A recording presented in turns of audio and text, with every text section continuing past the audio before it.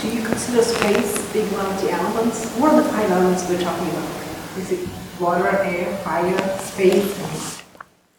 Earth, water, fire, air, ether.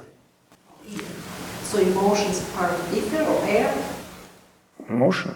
Emotions. Emotions.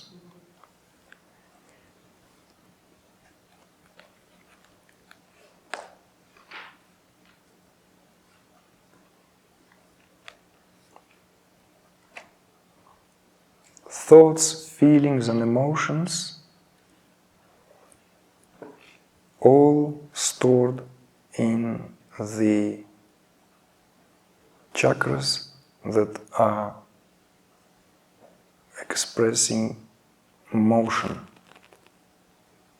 And most of them are in the water element, or the chakra that represents water element, or the chakra that is expressive potentiality of the water element, whichever way you want to put it.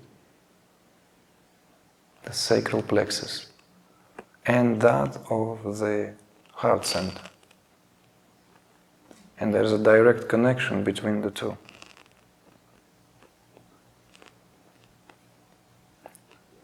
And we have spoken about it sometimes before, that this is what makes this into uncomfortable territory, because we're coming out of the culture where this has been either deliberately or somehow hidden, and we are not comfortable with our sexuality. Most people are not, unless it is cleared. And yet, the second chakra, the Svadhisthana, the water region, and the heart chakra are directly connected. Directly. Even through the pathways. Not just all the chakras, of course, are connected. But here is an additional, very special connection.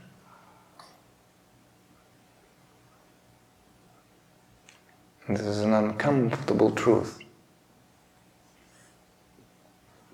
Because it essentially throws us from how we were brought up.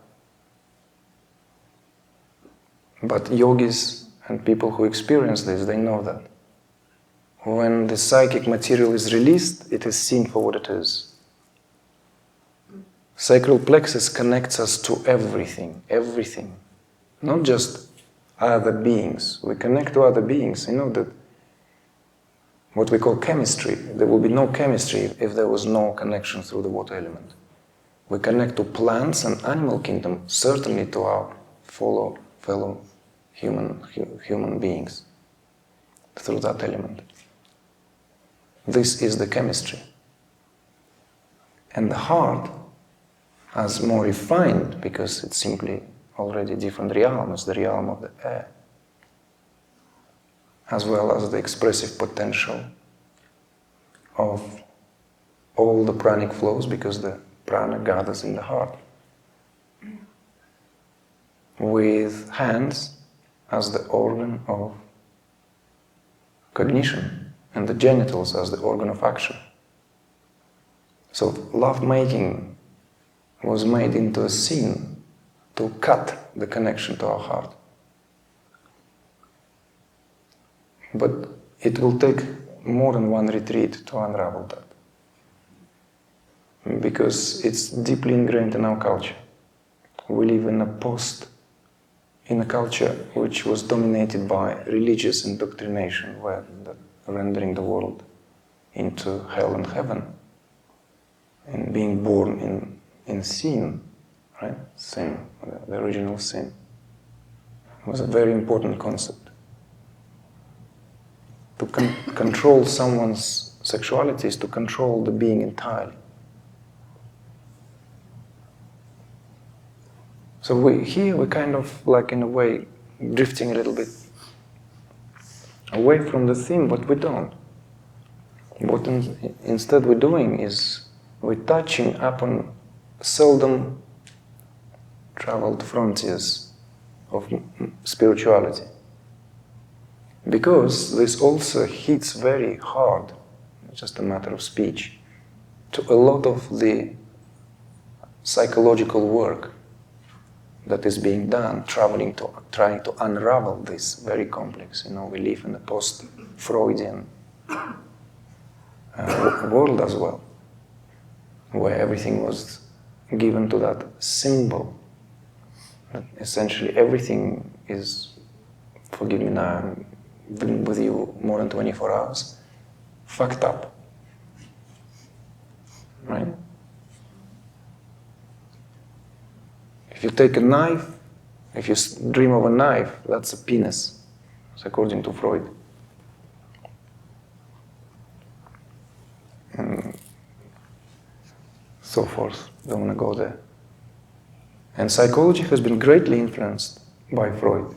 Of course, even in the lifetime of Freud, there was his student who utterly disagreed with him, who was much more advanced. Carl Jung already criticized his master, his teacher, and suggested to go beyond. And indeed, he's the one who first lectured on Kundalini in Munich back in the 30s. But he himself was not an adept. He failed to go and pay tribute to great sages of India, preferred to go to Taj Mahal for sightseeing. But that's what happens to scholars. They go around, and even when there is an invitation, because he went to India to see Ramana Maharshi. This was his intention. And then thought, Taj Mahal is better.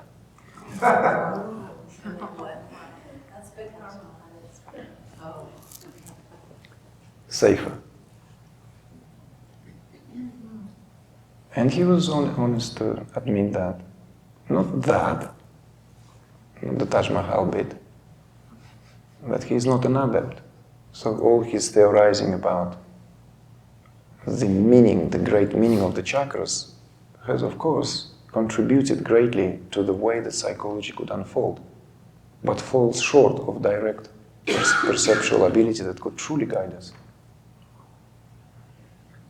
And I just wanted to mention this, that you asked what emotions come into here, when we talk about the elements, and the heart as that seat of all the emotions and feelings, right?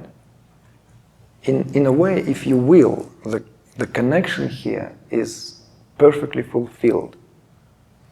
The heart as that which upholds, or rather connects together, two realms. The realm of the physical expression, with all that it takes, and the realm of the transcendent. And it's like two large circles superimposed at the center create the Vesica Pisces, which is the symbol of Christianity, symbol of Christ, fish. In sacred geometry, any of you who have studied it, is very clear. It's a very potent symbol. The fish here, as Vesica Pisces, stands for that. It is the geometrical expression of the domain of the heart that holds together these two realms.